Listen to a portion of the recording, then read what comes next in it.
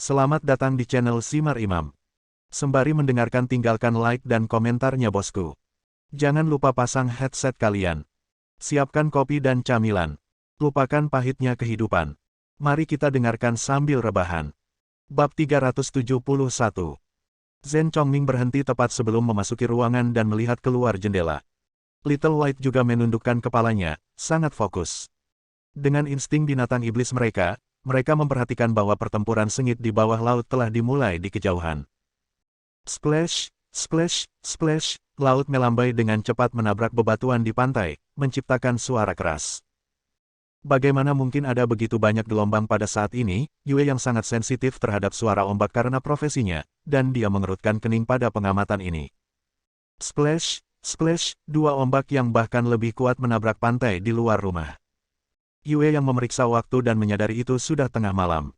Dia cepat-cepat mengeluarkan teleponnya dan memutar nomor. Halo, aku Yue Yang. Apakah ini pusat lingkungan kelautan? Apakah ada perubahan khusus dalam statistik yang kamu kumpulkan di Laut Timur? Petik 2. Nona. Yue, statistik hari ini cukup teratur, orang menjawab di sisi lain telepon. Bagaimana kalau sekarang?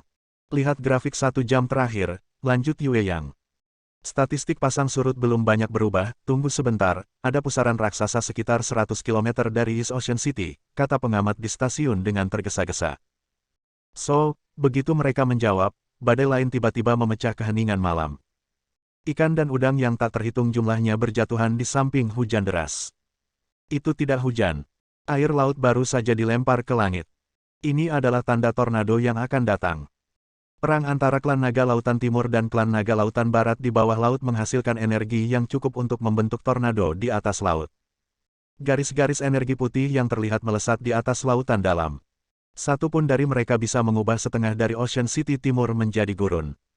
Ledakan, ledakan. Dua tornado secara tidak sengaja menabrak satu sama lain di permukaan laut dan menghancurkan lubang di awan. Umumkan peringatan. Yue yang memerintahkan dengan tenang ke telepon. Dia mengambil selimut dari sofa dan meletakkannya di sekitar nenek. Lalu, dia buru-buru membawanya ke garasi sambil memegang lengannya. Dia telah mempelajari lingkungan meteorologi selama lebih dari 10 tahun dan tidak pernah menyaksikan sesuatu yang mengerikan seperti ini. Menurut penilaiannya, tornado yang tiba-tiba muncul ini dapat mencapai East Ocean City dalam waktu setengah jam. Ada ruang bawah tanah yang terhubung ke garasi, dan itu adalah ruang ekstra yang ditawarkan kepada mereka ketika mereka membeli rumah pantai. Itu berguna untuk menyimpan barang-barang, tetapi juga menjadi pilihan utama Yue yang untuk bersembunyi dari tornado. Zonghua, ambil Zi dan Yujia dan ikuti aku. Yue yang berbalik ke Hao Zonghua saat dia berjalan nenek ke garasi.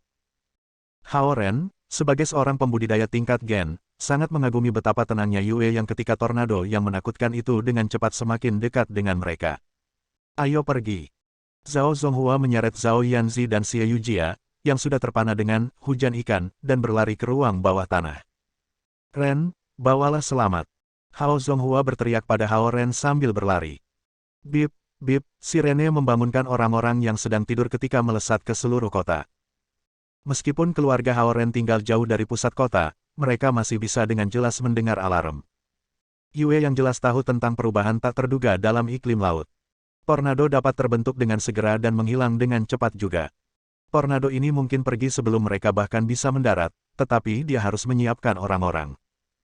Dia bersedia mengambil tanggung jawab untuk membuat seluruh kota mengkhawatirkan dan mengubahnya menjadi semi kekacauan. Ledakan. Dua tornado lainnya saling berhantam, dan bertonton air laut terbentuk menjadi badai, mengalir deras dari langit yang tinggi. Hao Ren tahu bahwa East Dragon Palace tidak jauh dari pantai. Badai sengit di permukaan laut bisa menjadi awal perang antara klan naga laut timur dan klan naga lautan barat. Meskipun perang antara naga terjadi jauh di lautan, itu pasti akan membahayakan manusia di darat. Itulah sebabnya Laut Timur mencoba yang terbaik untuk menghindari konfrontasi langsung dengan Laut Barat. Zhao Guang tidak ingin menyakiti orang yang tidak bersalah. Namun, di bawah sikap keras Zhao Haoran, perang tidak terhindarkan. Pertempuran antara tua-tua dari dua klan naga di bawah lautan membuat esensi alam melesat keluar dari laut dan menghasilkan aliran udara keruh di atas lautan. Ada beberapa master tingkat Qian dan Kun level di kedua sisi, dan mereka dapat dengan mudah membalik gunung dan lautan. 10 Ocean City Timur akan hancur jika perang terjadi di darat. Little White, Chongming, pergi di garasi. Hao Ren menunjuk ke garasi. Dia menciptakan perisai energi merah dengan kedua tangan dan tiba-tiba berlari ke langit. Su Han pulih di East Dragon Palace, jadi dia mungkin tidak akan bisa keluar dari sana selama peperangan kusut ini. Di sisi lain, Qin Shaoyang baru saja terluka parah oleh Hao Ren, dan bahkan harta dharmanya ada di tangan Hao Ren. Selain itu, ia tidak memiliki cukup hubungan emosional dengan East Ocean City untuk memperjuangkannya. Ini berarti bahwa Hao Ren, inspektur pendamping, adalah satu-satunya yang bisa melindungi East Ocean City saat ini. Hao Ren baru saja naik level ke level Gen dan belum menstabilkan wilayahnya.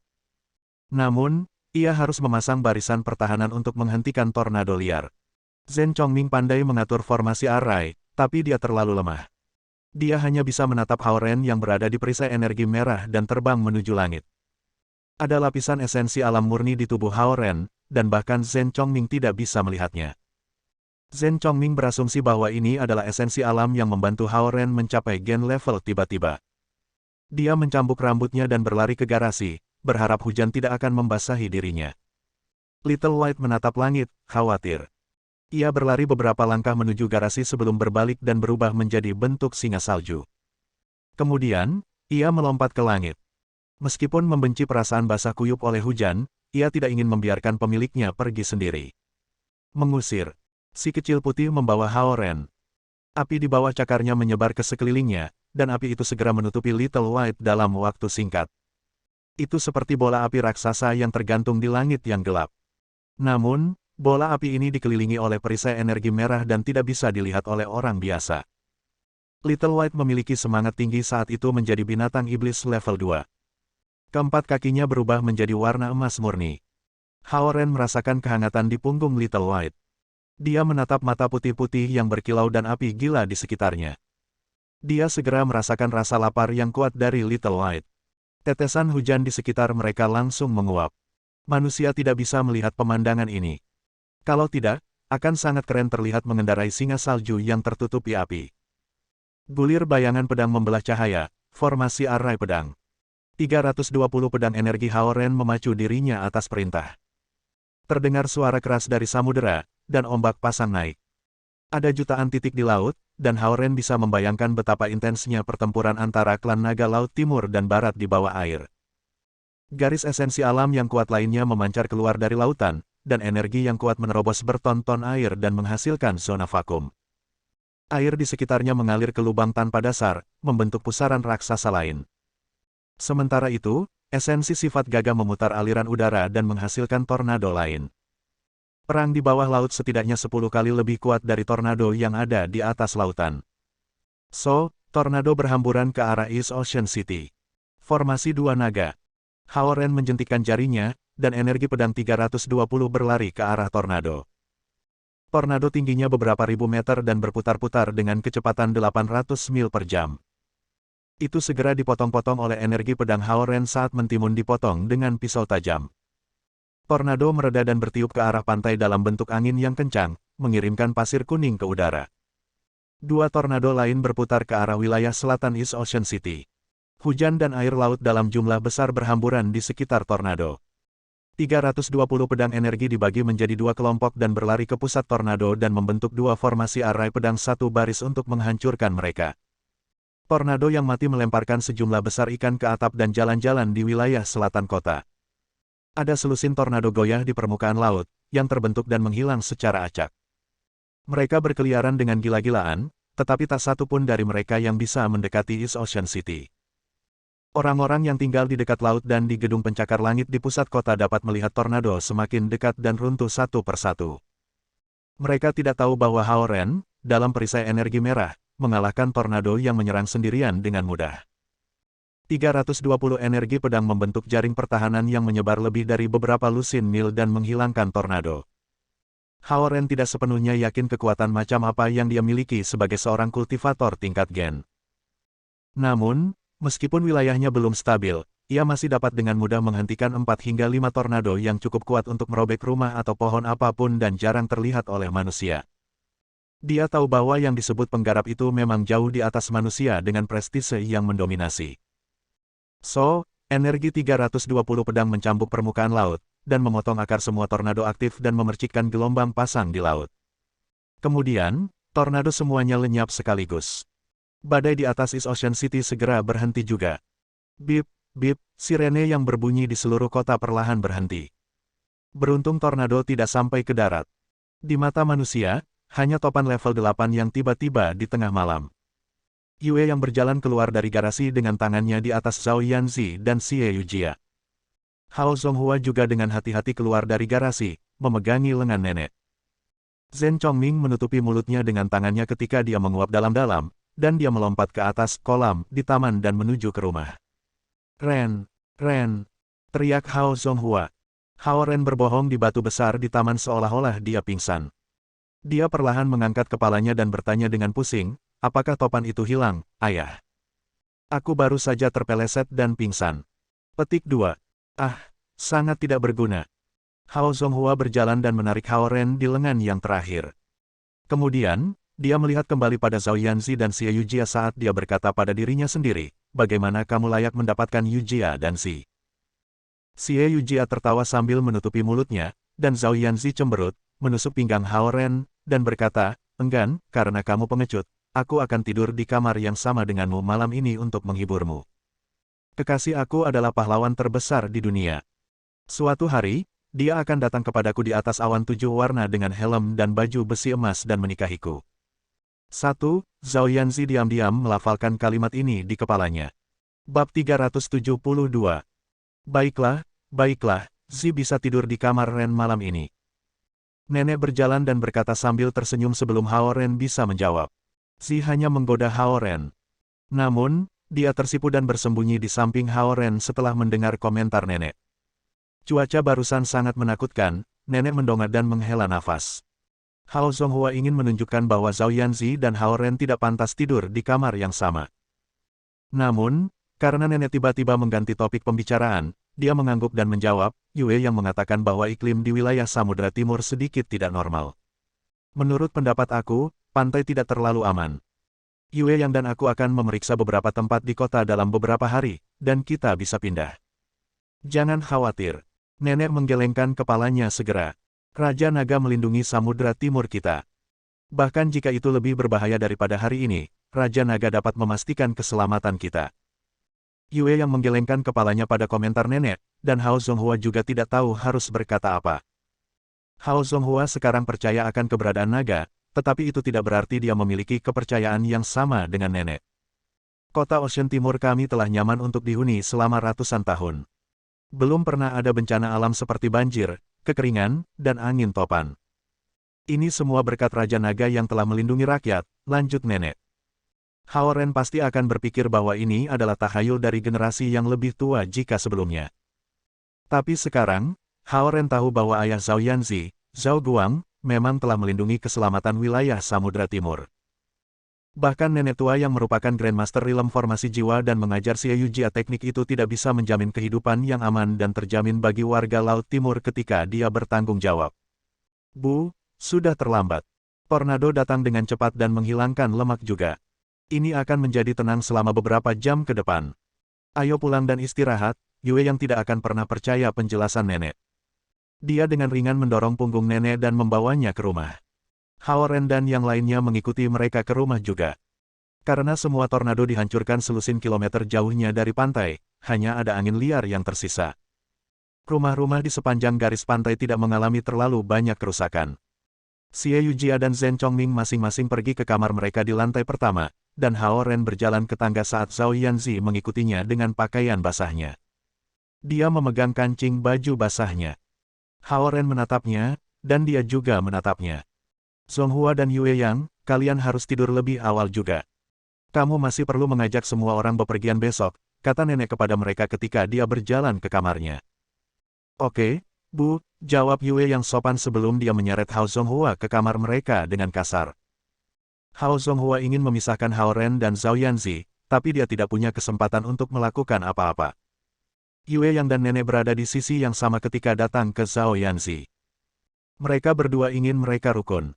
Lagi pula, Hao Ren toh tidak akan melakukan hal buruk padanya. Waktu untuk tidur. Waktunya tidur. Zhao Yanzi tidak punya pilihan, jadi dia mendorong Hao Ren ke kamarnya. Wajahnya merah. Lebih dari 10 tornado menggila di permukaan samudera, dan 4 atau 5 di antaranya bertiup ke arah kota. Zhao Yanzi berpikir kota Ocean Timur akan berada dalam masalah besar, tapi Hao Ren dengan mudah memotong semua tornado itu. Itu membuatnya sangat mengagumi Hao Ren. Tentu saja, dia tidak akan memberitahu Hao Ren tentang ini. Hao Ren sesekali terlihat keren di matanya, tetapi sebagian besar waktu dia masih menjadi paman seperti biasanya.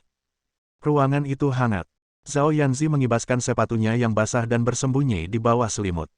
Lalu, dia melemparkan mantel basahnya, celana, dan 2 kaos kaki kecil berwarna-warni ke tanah. Hao Ren bisa membayangkan bahwa dia hanya di pakaian dalamnya saat ini. Temperamen nekatnya sama gilanya dengan tornado.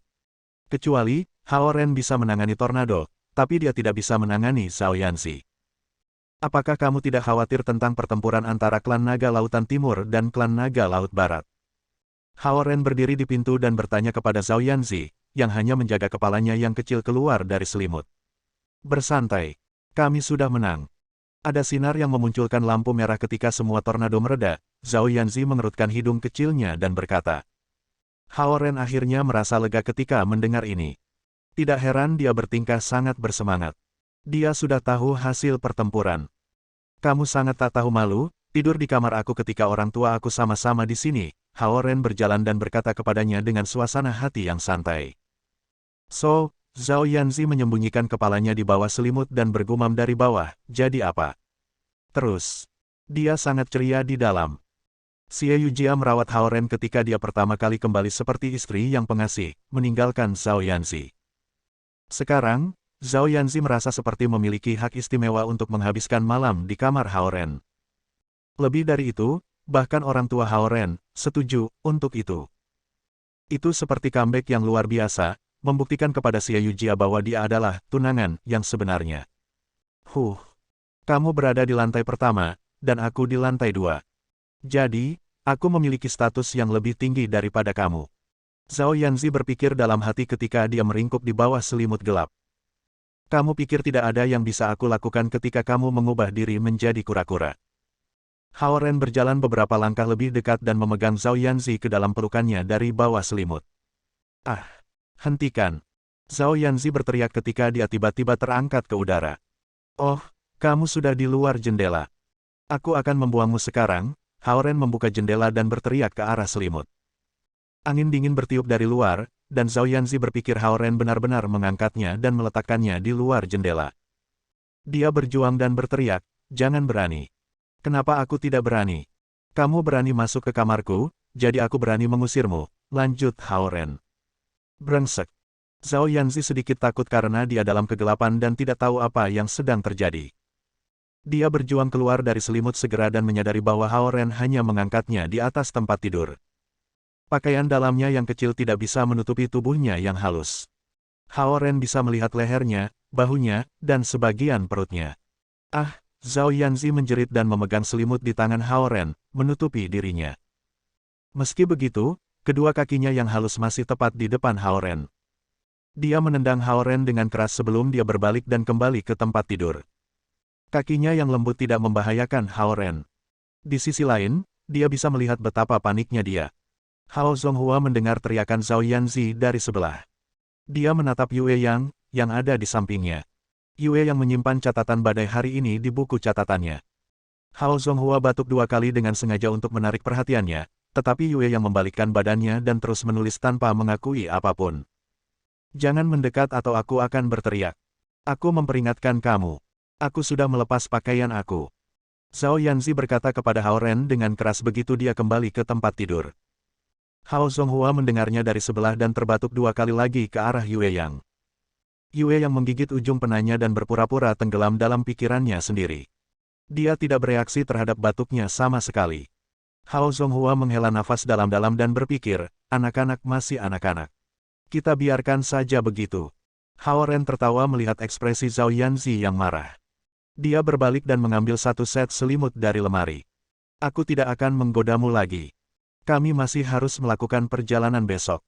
Dia meletakkan selimut di lantai kayu, membuka kancing jaketnya, dan membaringkannya. Kemudian, dia berguling-guling dan meringkuk di selimut. Zhao Yanzi menatap Hao Ren dan melihatnya menutup matanya, bersiap untuk tidur. Dia ragu-ragu selama beberapa detik sebelum dia mengulurkan tangannya untuk menusuknya. Hei, apa kamu akan tidur seperti itu? Bagaimana lagi aku harus tidur? Hao Ren membuka matanya. Aku juga tidak tahu. Zhao Yanzi menghindari mata Hao Ren. Aku tidak lagi menggodamu. Kamu berteriak, dan kamu hampir membangunkan semua orang di rumah, kata Hao Ren. Kamu adalah orang yang menakuti aku lebih dulu.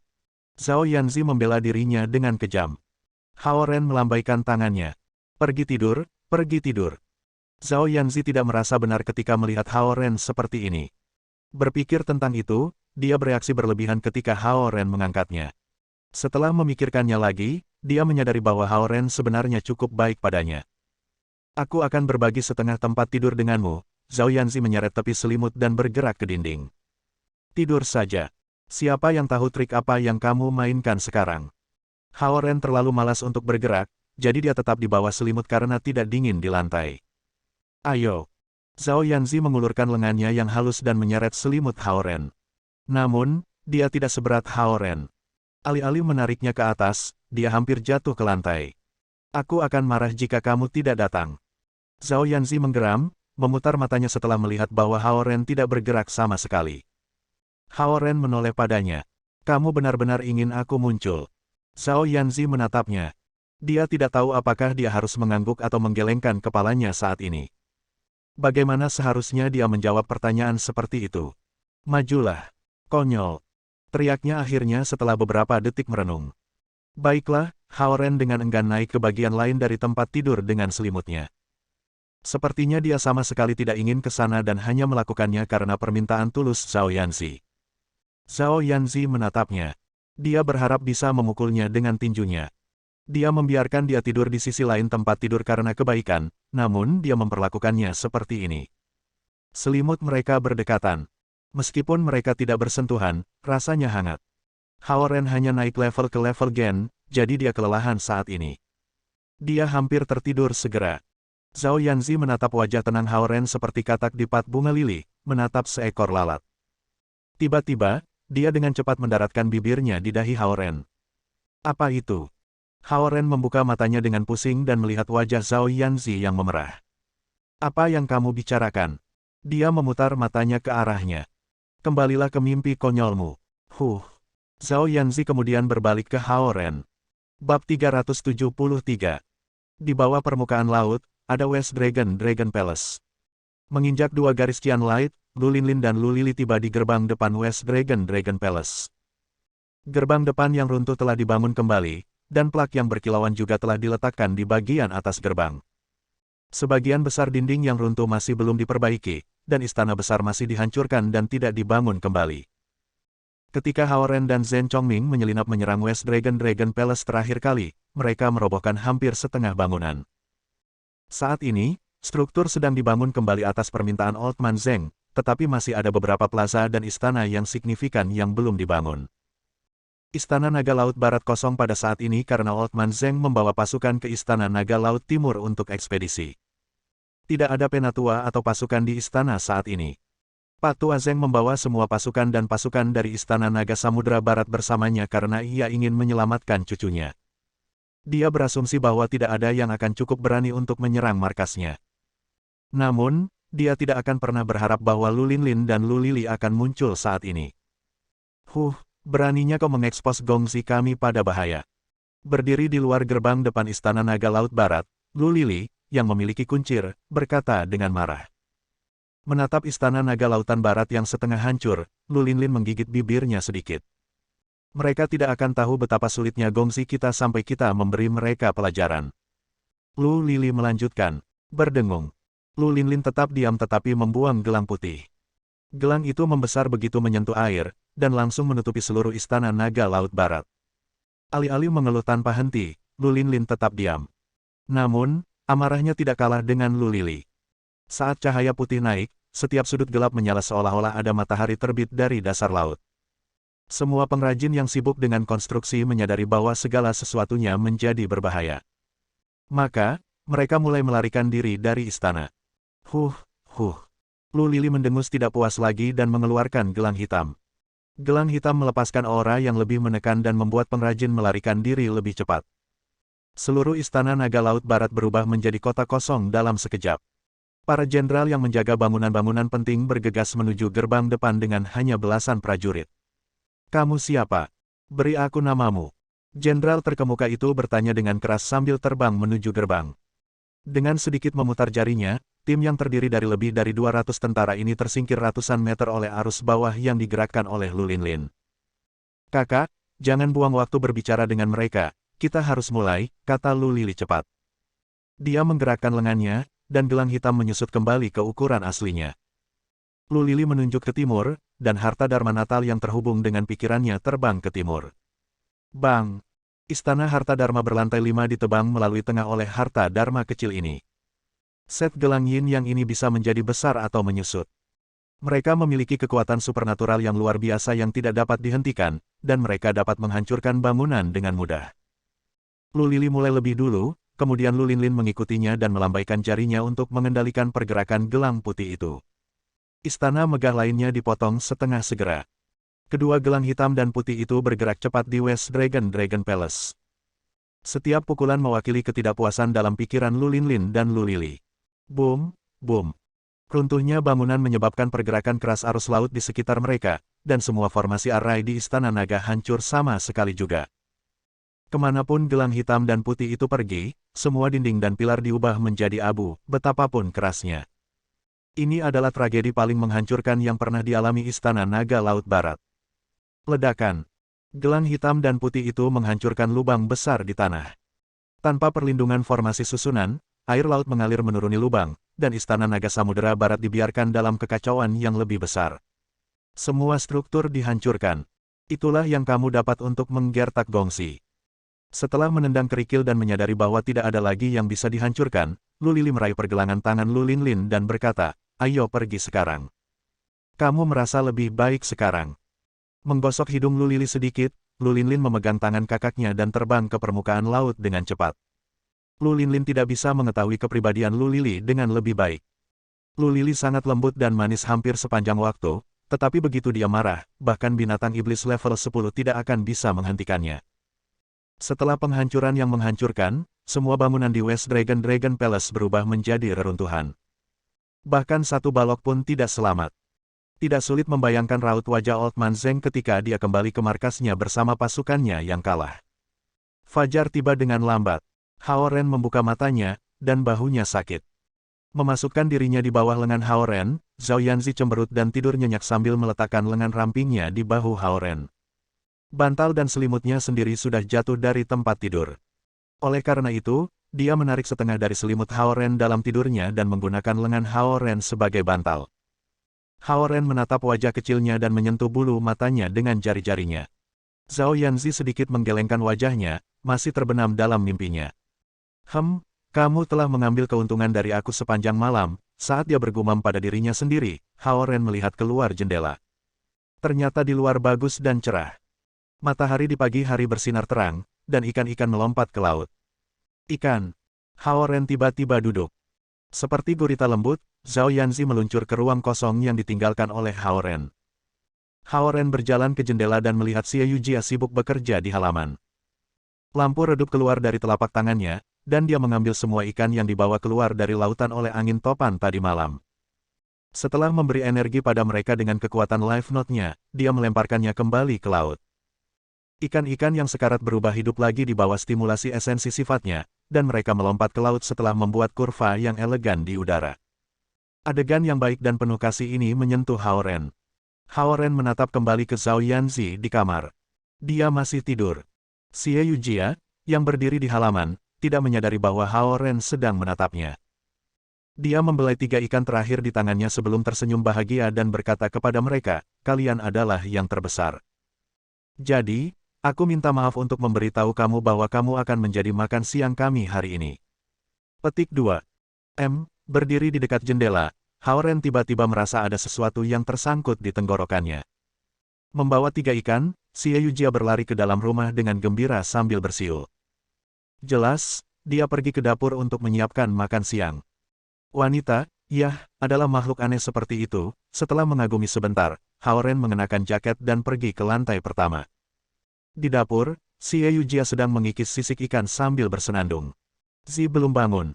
Melihat Hao Ren berjalan ke bawah, Xie Yujia bertanya. Mungkin segera. Melirik Xie Yujia yang mengenakan celemek putih, Hao Ren bertanya, apakah kita akan pergi piknik hari ini? Ya, ini hari yang sangat menyenangkan hari ini. Aku akan bergegas dan memasak beberapa makanan sehingga kita bisa membawanya piknik. Xie Yujia mengangguk dan menjawab. Hao Ren berdiri di samping Xie Yujia dan menyaksikannya memasak. Xie Yujia terasa hangat di hatinya. Meskipun Hao Ren tidak membantunya memasak, dia masih termotivasi. Sungguh luar biasa bagaimana kamu mengalahkan begitu banyak badai sendirian semalam, kata Xie Yujia ketika dia menarik rambutnya menjadi sanggul dan merebus air. Dia tampak seperti istri yang penuh pengertian dan ibu yang penuh kasih ketika dia menata rambutnya. Aku di tingkat gen sekarang, kata Hao Ren dengan tenang. Xie Yujia berbalik dan menatap Hao Ren dengan terkejut. Itu sangat cepat. Kamu sudah mencapai tingkat gen. Ya, aku menerobos selama pertempuran. Little White tampaknya lebih kuat juga, Hao Ren melanjutkan sambil menghadapi Xie Yujia yang terkejut. Xie Yujia awalnya bersemangat, tetapi wajahnya agak gelap setelahnya. Aku yang terburuk. Bahkan Zi lebih kuat dari aku. Nenek tua, mungkin di atas surga kelima, kata Hao Ren dan mengubah topik pembicaraan. Bagaimana kamu tahu? Xie Yujia bertanya dengan tergesa-gesa. Dia berdiri sangat dekat dengan Hao Ren, dan dia hampir menabrak dagu Hao Ren ketika dia berbalik dengan penuh semangat dan menatapnya. Aku tidak terlalu yakin, tapi aku merasa seperti energi yang familiar membantu aku menerobos. Hao Ren mendorong ke bawah di bahu Xie Yujia dan berkata. Mungkin aku bisa melihat nenek tua lagi jika dia ada di surga ke-6, kata Xie Yujia setelah beberapa saat merenung. Dia sangat merindukan nenek tua itu, dan dia berharap bisa bertemu dengannya lagi. Dalam hati Xie Yujia, dia mengerti alasan mengapa nenek tua mengatakan bahwa mereka mungkin tidak akan pernah bertemu lagi. Tipe tubuhnya dan bakat kultivasinya terlalu buruk. Karena itu, dia mungkin hanya bisa tinggal di dunia fana dan tidak pernah bisa melihat nenek tua lagi. Dalam hal kultivasi, dia adalah yang paling lemah serta yang paling stres. Zhao Yanzi, Hao Ren, Zhen Kong, Lu Linlin, Lu Lili, dan Su Han semuanya 100 kali lebih baik darinya. Dia tidak akan bisa masuk ke lingkaran mereka jika dia tidak berusaha lebih keras. Kami akan pergi dalam 1 jam. Suara keras Hao Zonghua tiba-tiba bergema di rumah. Hao Ren dan Xie Yujia berbalik pada saat yang sama dan melihat Hao Zonghua di tangga. Dia mengenakan pakaian olahraga dan mengguncang kunci di tangannya. Di sampingnya, Yue yang juga mengenakan pakaian olahraga dengan gaya yang sama tetapi warnanya berbeda. Rupanya, mereka mengenakan pakaian olahraga pasangan. Hao Zonghua khawatir bahwa Hao Ren dan Zhao Yanzi mungkin akan melakukannya terlalu cepat, tetapi dia merasa lega ketika dia turun dan melihat Hao Ren berbicara dengan Xie Yujia dengan intim sambil meletakkan telapak tangannya di pundaknya seperti pasangan yang manis. Dia memandang Yue yang dengan provokatif, berusaha mengatakan kepadanya bahwa Xie Yujia adalah orang yang disukai Hao Ren, dan tidak perlu bagi Yue yang untuk terlibat dalam hubungan putra mereka. Penampilan seperti ini benar-benar membuat Yue yang marah. Dia berbisik kepada Hao Zonghua, kamu akan lihat. Hao Ren lebih menyukai Zi kecil. Petik 2. Aku tidak berusaha untuk bersaing, Hao Zonghua menjawab dengan patuh. Zi aku tidak kalah dengan Yujia kamu. Jangan begitu bahagia sekarang. Yue yang menatap Hao Zonghua dengan tatapan kejam sebelum menginjak ke ruang tamu. Bab 374. Setelah semuanya siap, keluarga Hao Ren berkumpul di ruang tamu. Hao Zonghua mengendarai mobil besar yang mereka sewa sebelumnya, dan semua orang bersemangat tentang perjalanan. Hao Zonghua dan Yue yang dulu sibuk bekerja. Karena itu, mereka mengemukakan ide perjalanan keluarga sebagai kompensasi. Namun, Hao Zonghua dan Yue yang masih punya rencana sendiri untuk perjalanan itu. Hao Zonghua akan mengambil beberapa sampel kupu-kupu di ladang sementara Yue yang akan melakukan penelitian tentang situasi sumber air di Gunung Sapi Emas. Bagi Zhao Yanzi, ini hanya perjalanan dan piknik, salah satu hal favoritnya untuk dilakukan. Sesuai dengan cuaca, Zhao Yanzi mengenakan kardigan biru laut dengan t-shirt Mickey Mouse putih di bawahnya. Untuk bagian bawahnya, dia memakai sepasang legging melar dengan pola zebra, membuatnya terlihat lucu dan bersemangat. Xie Yujia berpakaian sangat berbeda dari Zhao Yanzi. Dia mengenakan kardigan indigo yang ringan dan juga mengenakan kaos putih di bawahnya. Perbedaannya adalah bahwa kaosnya agak longgar dan ada paragraf puisi bahasa Inggris oleh Shakespeare yang dicetak di atasnya alih-alih karakter kartun. Satu bersemangat sementara yang lain tenang. Mereka tampak seperti sepupu. Nenek sedang duduk di mobil sambil berpegangan pada Zhao Yanzi dan Xie Yujia di kedua sisi. Dia sangat bahagia sehingga dia tidak bisa berhenti tersenyum. Hao Ren tidak harus berdandan seperti Zhao Yanzi dan Xie Yujia. Dia hanya mengenakan baju tanpa lengan abu-abu dan celana pendek olahraga. Dia mendapatkan set pakaian ini ketika pertama kali pergi ke universitas. Meskipun itu adalah set yang lama, itu membuatnya terlihat biasa saja. Otot-otot di seluruh tubuh Hao Ren menjadi lebih kuat sejak dia berlatih tinju setiap hari. Set pakaian ini dulu cukup longgar untuknya, tapi sekarang terasa ketat di lengan, paha, dan dadanya. Selain itu, sebagai seorang kultivator tingkat Gen, Hao Ren telah mendapatkan aura yang mendominasi, yang merupakan sesuatu yang tidak pernah ia miliki ketika pertama kali memulai kehidupan universitasnya. Duduk di kursi penumpang, Yue yang menatap Hao Ren melalui kaca spion dan bertanya-tanya apa yang telah dilakukan putranya dalam beberapa bulan terakhir. Dia telah membangun otot-otot yang kuat di seluruh tubuhnya, dan bahkan temperamennya sekarang tenang dan dingin. Perubahan yang luar biasa bagi pemuda ini. Zhao Yanzi dan Xie Yujia duduk di sisi nenek, tetapi mereka berdua memandang ke arah Hao Ren yang duduk di belakang mereka. Hao Ren mempertahankan ekspresi tekadnya seolah-olah dia adalah patung dewa. Ekspresi wajahnya dan sorot matanya sangat jernih dan tenang. Melihat ini, Zhao Yanzi dan Xie Yujia diam-diam terkejut. Hao Ren adalah yang paling tampan ketika dia diam, mereka berdua berpikir. Apa yang tidak mereka sadari adalah juga Hao Ren sepertinya sedang melihat keluar jendela, dia sebenarnya berada dalam mode kultivasi, sadar diri. Mengemudi di jalan gunung yang datar, Fan tiba di jantung gunung Golden Kettle. Hao Zonghua memarkir Fan dan berteriak, "Baiklah, kita bisa nongkrong di sini karena daerah ini memiliki pemandangan terbaik." Ya, Zhao Yanzi bergegas keluar dari Fan terlebih dahulu. Nenek menggelengkan kepalanya dan tersenyum. Kemudian, dia keluar dari Fan dengan bantuan Xie Yujia. Mengambil kembali esensi sifatnya, Hao Ren menepuk lutut dan juga keluar dari Fan untuk melihat-lihat. Berbeda dengan objek wisata, Gunung Greenstone, Gunung Golden Kettle terletak 30 km dari laut. Itu tidak dieksploitasi, dan itu adalah surga bagi para petualang liar dan surga bagi para ilmuwan yang meneliti lingkungan alami. Ada bunga liar dan gulma di mana-mana di pinggir jalan. Ratusan kupu-kupu menari begitu Zhao Yanzi bergegas ke sekelompok bunga. Daerah Gunung Sapi Emas ini memiliki pemandangan paling indah. Itu disebut lembah kupu-kupu, dan berbagai jenis kupu-kupu berkumpul di sana. Kupu-kupu burung emas, Hao Zonghua tiba-tiba berteriak penuh semangat. Kupu-kupu berteling emas adalah jenis kupu-kupu terbesar di Cina serta jenis yang terkenal di seluruh dunia.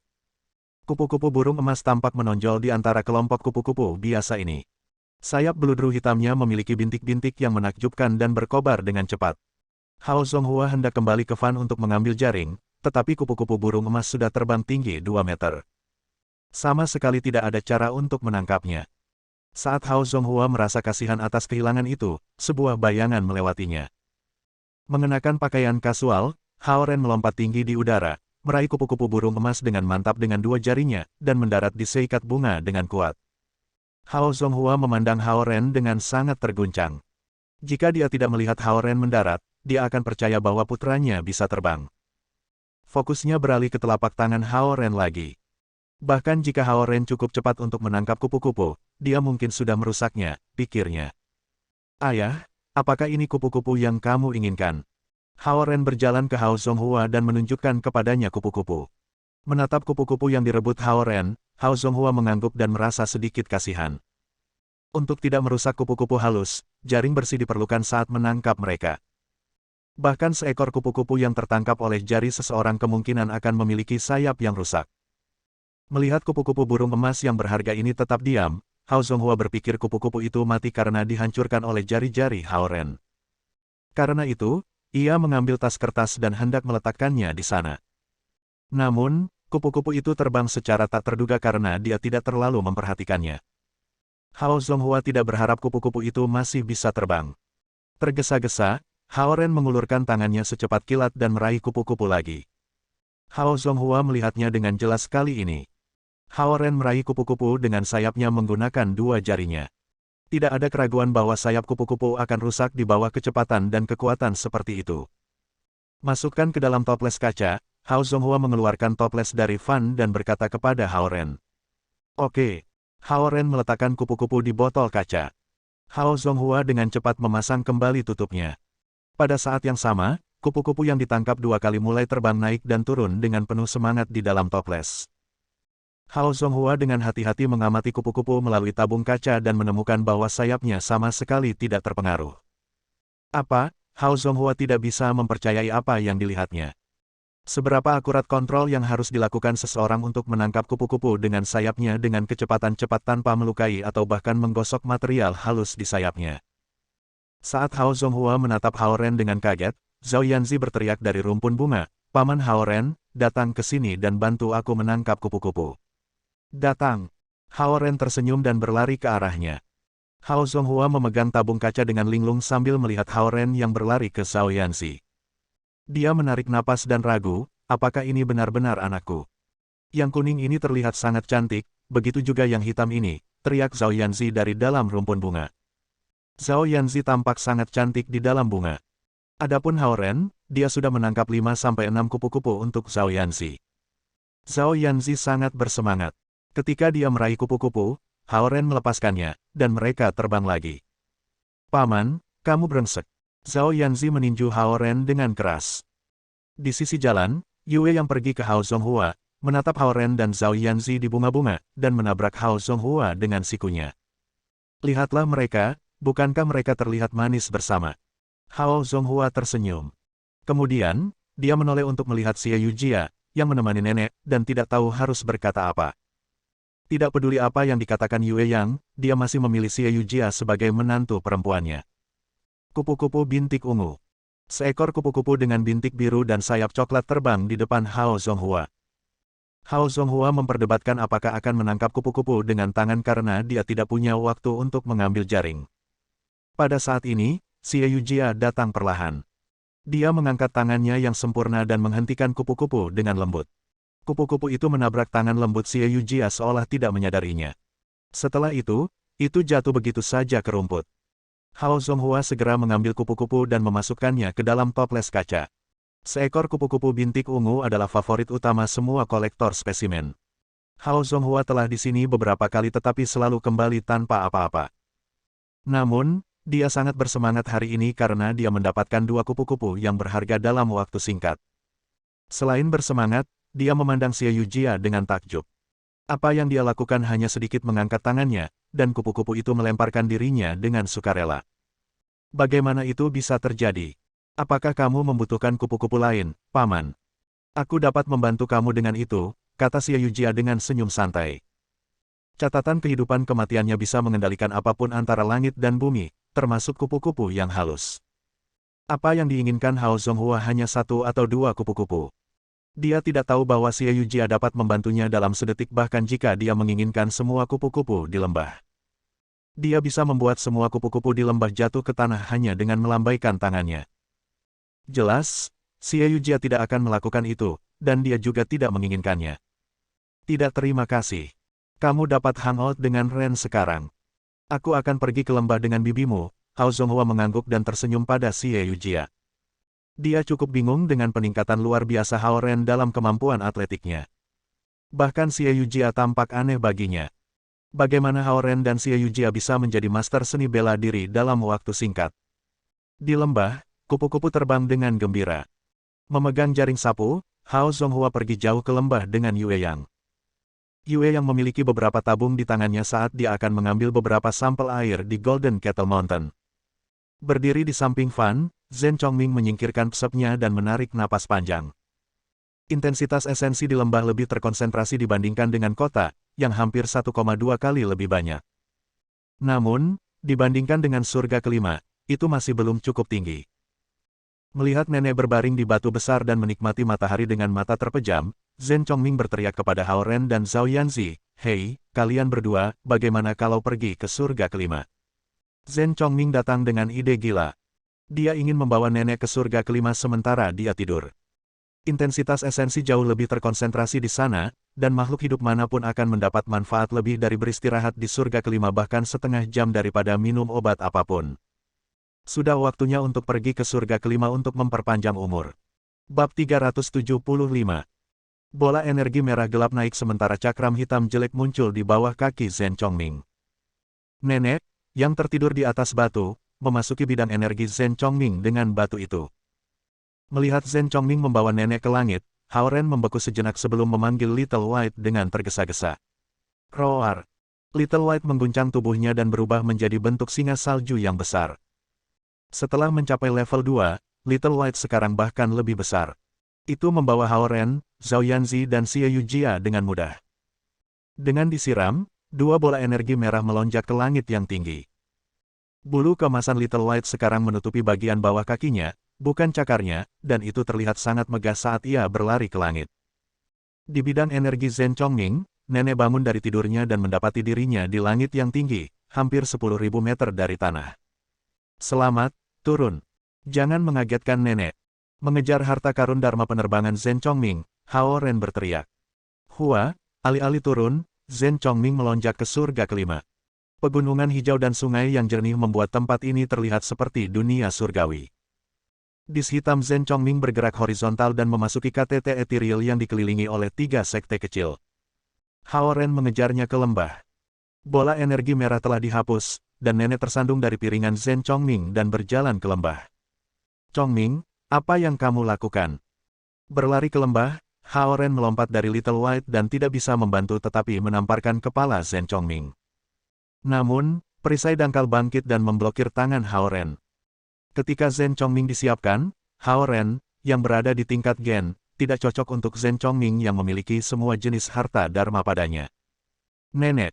Mendarat dengan Little White, Zhao Yanzi dan Xie Yujia memanggil nenek. Nenek melirik mereka sebelum melihat sekeliling dengan kebingungan di matanya. Apakah ini alam celestial? Nenek, ini KTT etiril, Xie Yujia menjelaskan dengan tenang. Mendengar kata-kata Xie Yujia, Zhao Yanzi membelalakkan matanya dan memandang sekeliling lembah dengan rasa ingin tahu. Meskipun nenek mengangguk, dia masih bingung. Di lembah, tidak ada kicauan burung dan suara serangga. Bahkan tidak ada angin. Namun, kehadirannya membersihkan semua kotoran dari tubuh, memberi orang perasaan segar. Nenek, aku akan mengajakmu berkeliling. Xie Yujia mengambil tangan nenek dan berkata dengan lembut. Aliran mengalir dari kaki KTT etiril ke kebun rempah di tengah lembah melalui terowongan irigasi yang digali oleh Hao Ren atas permintaan Xie Yujia, memberi air ramuan kebun spiritual air yang cukup. Dengan irigasi dan pemeliharaan yang tepat, Herbal mengeluarkan kilau terang sementara susunan kondensasi esensi Zhen Chongming mempercepat laju pertumbuhan mereka 2 hingga 3 kali lipat. Ramuan spiritual semacam itu akan membuat iri sekte di surga kelima. Nenek memandang ke puncak gunung yang menjulang tinggi ke awan dan berjalan mengitari lembah yang segar dan subur bersama Xie Yujia. Hei, kapan kamu menemukan tempat ini? Zhao Yanzi memandang sekeliling lembah dengan penuh semangat dan berteriak pada Hao Ren. Tempat yang dipilih Hao Ren dikelilingi oleh pegunungan di 3 sisi, dan ada sungai di sisi terakhir. Tenang dan besar, tempat ini memberi mereka kebebasan besar, dan Zhao Yanzi menyukai lembah ini. Orang-orang menginginkan tempat mereka sendiri, terutama untuk anak perempuan di usia Zhao Yanzi. Memelihara hewan kecil, membangun pondok kayu kecil, dan mendapatkan harta dari sekte sekitarnya, Zhao Yanzi tidak bisa menahan tawa dari janji-janji besar yang ditawarkan lembah. Kabut melayang di sekitar puncak etiril, tetapi Zhao Yanzi masih melihat 3 gua tinggal di bagian tengah gunung. Yang kiri adalah milikmu. Hao Ren menunjuk ke satu gua tempat tinggal dan memberitahunya. Sebuah gua, Zhao Yanzi tidak terlihat senang. Ini bukan tempat untuk liburan. Ini adalah tempat bagi kamu untuk bercocok tanam, Hao Ren menguliahinya. Zhao Yanzi mendengus dengan tidak puas. Kemudian, dia terkejut menemukan bahwa intensitas esensi di lembah itu jauh lebih tinggi daripada tempat lain di surga kelima. Hao Ren cukup beruntung untuk menemukan tempat yang hebat. Mata Zhao Yanzi menyala dengan gembira saat dia berpikir. Setelah mencapai yayasan-yayasan pendirian, dia telah mencari tempat untuk menyingkat esensi, dan dia sedikit tersentuh oleh fakta bahwa Hao Ren membuat gua budidaya untuknya tanpa diminta. Dia berbalik untuk melihat Hao Ren dengan penghargaan. Kemudian, dia segera berusaha menyembunyikannya dan mendengus, Aku pikir intensitas esensi di sini baik-baik saja. Ayo, aku akan menunjukkan kepadamu tempat tinggal gua. Hao Ren tidak keberatan dengan sikap Zhao Yanzi. Sambil memegang tangan kecilnya, dia terbang menuju tempat tinggal gua yang diperuntukkan khusus untuknya. Zhao Yanzi mencoba menarik tangannya. Tapi setelah melihat kecepatan terbang Hao Ren yang cepat, dia cepat-cepat meraih pergelangan tangannya. Mutiara malam besar bertatahkan di dinding tempat tinggal gua, memberikan cahaya lembut ke tempat itu. Tempat tinggal gua ini adalah yang terkecil, menjadikannya yang terhangat.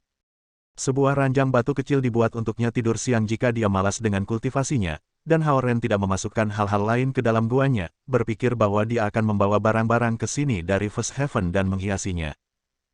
Aku juga meminta Zhen Chongming untuk membangun arai konsentrasi esensi kecil sehingga kamu dapat fokus pada kultivasi kamu, kata Hao Ren sambil menunjukkan padanya di sekitar gua.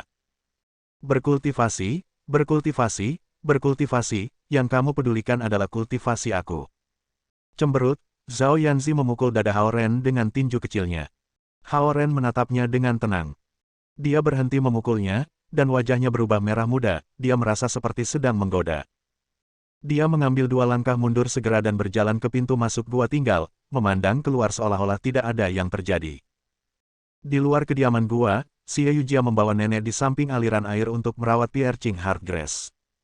Ketika dia muda, nenek adalah petani hebat di desanya. Meskipun dia belum pernah melihat ramuan ini, dia lebih berpengalaman dalam penanaman daripada Xie Yujia. Bertani dan menanam tanaman herbal, pada kenyataannya, secara teori sama. Sepertinya ramuan ini seperti sinar matahari. Jika kamu ingin mereka tumbuh dengan baik, kamu sebaiknya membangun rumah kaca plastik di sekitar ladang, kata nenek sambil berjalan di sekitar kebun herbal. Nenek, bagaimana kamu membangun rumah kaca plastik? Xie Yujia bertanya segera. Untuk membangun rumah kaca plastik, kamu harus memadatkan tepi ladang dengan batu bata dan menggunakan tongkat bambu untuk menopang 2 lapisan plastik di atas ladang. Rumah kaca plastik besar di pedesaan dibangun dengan cara ini. Kamu harus melengkungkan batang bambu dan menjaga posisinya dengan tongkat horizontal, nenek menjelaskan. Mengangguk, Xie Yujia mendengarkan dengan penuh perhatian. Selama dia menumbuhkan ramuan spiritual, dia menemukan bahwa tanaman membutuhkan kondisi pertumbuhan yang berbeda. Beberapa, seperti teratai salju, berasal dari lingkungan yang dingin, sementara yang lain seperti red flame grass berasal dari iklim panas. Yang lain perlu tumbuh di kolam daripada di tanah biasa. Pengalaman bertani nenek memberi banyak tips kepada Xie Yujia. Kelimpahan esensi dapat menopang kehidupan herbal spiritual, tetapi itu tidak berarti bahwa mereka akan berada dalam kondisi yang baik. Haruskah aku menanam tanaman yang suka air di ladang air? Xie Yujia bertanya. Ketika aku tinggal di pedesaan, padi digunakan untuk menanam padi. Kami biasa menggali parit besar dengan kedalaman 1 telapak tangan, panjang 1 meter, dan lebar setengah meter. Ada bukaan di kedua ujungnya, dan air masuk dari satu ujung dan keluar dari yang lain, nenek memberikan penjelasan rinci. Sekte di surga kelima tidak menyadari fakta bahwa lembah yang terlihat biasa ini sedang membuat revolusi penanaman herbal spiritual. Di sini, ramuan spiritual yang digunakan para petani untuk membuat ramuan akan ditanam dalam skala besar dengan teknik pertanian modern. Xie Yujia mempelajari sifat-sifat ramuan spiritual dari Zhen Chongming dan mendapatkan metode penanaman dari nenek. Budidaya longgar, irigasi alur, irigasi sprinkler, mulsa, punggungan, penanaman, budidaya dalam, perbanyakan divisi, nenek mengajarkan Xie Yujia semua teknik penanaman yang berbeda. Di surga kelima, nenek mendapati darahnya mengalir lebih lancar, dan energinya tampak tak habis-habisnya. Dia bahkan menunjukkan bagaimana membangun rumah kaca plastik dengan tongkat bambu untuk Xie Yujia. Sementara nenek, dengan semangat tinggi, mengajar Xie Yujia bagaimana mengatur taman dengan lebih baik, Hao Ren menunjukkan kepada Zhao Yanzi di sekitar area terdekat dari KTT Ethereal. Sekitar KTT Ethereal adalah 3 sekte kecil, Sekte Seven Star, Sekte Qianghua, dan Sekte Qinyin. Sebagai sekte terlemah di surga kelima, ketiga sekte ini bahkan tidak memenuhi syarat untuk menjadi sekte berafiliasi sekte di surga keenam. Setelah semua, ukuran gabungan dari 3 sekte lebih kecil dari setengah sekte pasir putih. Mengendarai Little White, Hao Ren terbang melintasi langit di atas 3 sekte, dan para murid di sekte ini segera berlutut dan bersujud kepada dia. Terakhir kali setelah Hao Ren memberikan beberapa pil yayasan pendirian kepada mereka, 3 sekte sangat gembira, dan semua murid mereka tahu bahwa seorang supermaster tinggal di lembah dan memiliki singa putih sebagai kudanya. Kamu bahkan mengendalikan 3 sekte di surga kelima, kata Zhao Yanzi dengan penuh semangat saat dia duduk di belakang Hao Ren. Meskipun dia adalah putri istana naga lautan timur, dia tidak bisa memindahkan satu prajurit di klan. Melihat ekspresi hormat di wajah para murid ini ketika mereka melihat Hao dan dia menemukan Hao Ren sangat luar biasa. "Si, apakah kamu punya sesuatu untuk diberikan kepada mereka?" Hao Ren menoleh dan bertanya. Zhao Yanzi menyentuh cincinnya dan mengeluarkan beberapa batu roh tingkat atas. Hanya beberapa hal yang tidak berharga. Karena pembudidaya naga tidak membutuhkan batu roh untuk membantu mereka membudidayakan, mereka menggunakan batu-batu ini untuk memperkuat formasi susunan. Karena itu, menurut pendapat Zhao Yanzi, mereka tidak berharga. Dengan santai, dia membuang 6 batu roh, dan mereka jatuh ke wilayah 3 sekte, langsung menimbulkan gelombang jeritan. Setelah semua, bahkan sekte di surga ke-6 berharga batu roh tingkat atas. Ayo pergi ke sisi timur dan melihat-lihat. Zhao Yanzi mencengkeram pakaian Hao Ren dan mendesak dengan penuh semangat. Meskipun dia pernah ke surga kelima sebelumnya, dia sekarang memiliki basis rumah. Juga, surga kelima jauh lebih baik daripada surga pertama. Little White terbang ke timur saat nyala api 5 warna muncul di sekitar cakarnya. Tiba-tiba, teriakan yang jelas terdengar ratusan meter dari mereka. "Kamu! Berhenti!" Hao Ren sedikit memutar kepalanya dan melihat seorang gadis dengan pakaian kasacian yang ringan, duduk di atas singa emas, dan mengarahkan jarinya ke arahnya. "Bersambung. Nantikan bab selanjutnya bosku."